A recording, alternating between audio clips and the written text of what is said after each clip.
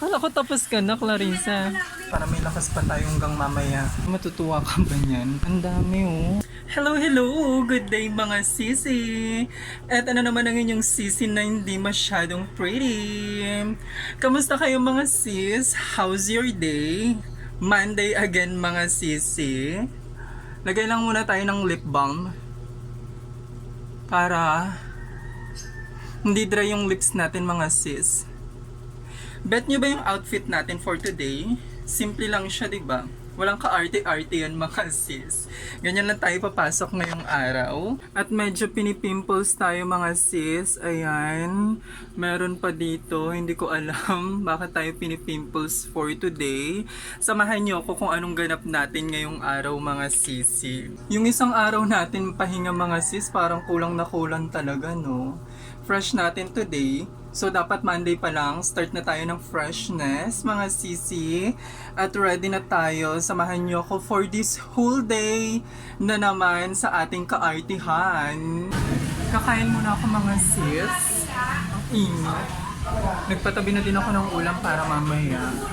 Para hindi tayo maubusan ng ulam mga sis. Kasi dito sa kinakainan ko, mabilis silang maubusan ng ulam. Kaya maaga pa na nagpapatabi na sila ng ulam. Ayan yung owner nila. Kakain na ako ng canton mga sis. Thank you! Ano? Ay, wag na. Yan lang. Salamat. Mukhang hindi ako matutuwa for today mga sis. Umaga pa lang haggard na tayo. Grabe yung init.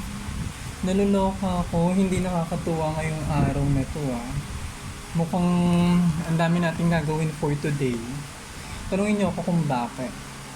Kung bakit hindi ako natutuwa. Tignan niyo naman to mga sis. Simula kasi ng linggo, yan, yung order hanggang ngayong Lunes.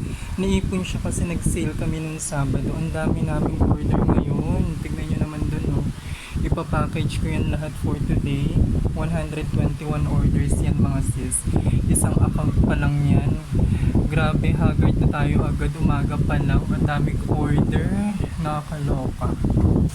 Nakakaloka ngayong araw mga sis. Busy ang lahat.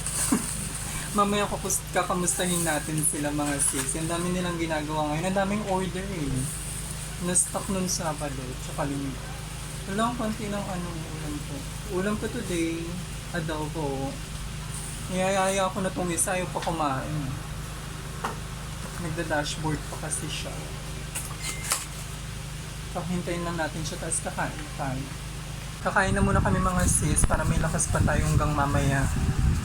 Marami pa yung gagawin. Sige be, kain. Nagugutom na din talaga ako.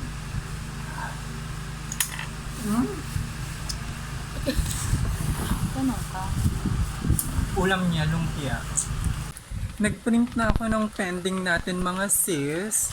Konti na lang yung order natin. Pending na lang naman yun. Ayan, 2-page na lang siya. Ngayon lang kasi ulit kami na busy ng ganito. Simula nung June hanggang ngayong September. Ngayon lang siya dumami ulit ng order. Kaya nawindang sila. Yung mga kasama ko sobrang busy. Ang dami pang ginagawa mga sis. Dami yung order Hindi pa kayo tapos. For the walang tibuan. Kasi tinapos ko na nga yung order ko Ang dami yung order Hindi yun, nasa 100 plus yun kaninang umaga. Yun yung mga kinukuha mo naman, Ben. Ayusin mo naman, Ben. Huwag ka na magalit. Wala.